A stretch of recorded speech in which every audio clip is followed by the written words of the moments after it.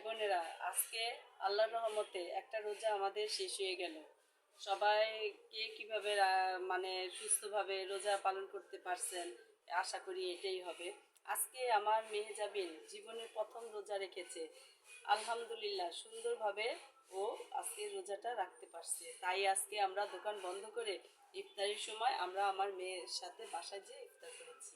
আপনারা সবাই দোয়া করবেন ও এইভাবে যেন সারাটা জীবন এই মানে সুন্দর মতো রোজা রাখতে পারে, ও যাতে আল্লাহর পথে চলতে পারে, ভালো মানুষের মতো মানুষ হতে পারে। এই দোয়া করবেন সবাই।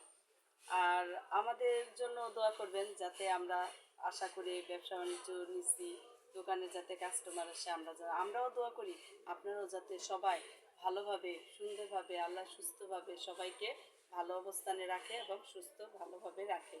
এই দোয়াই করি। আল্লাহ হাফেজ।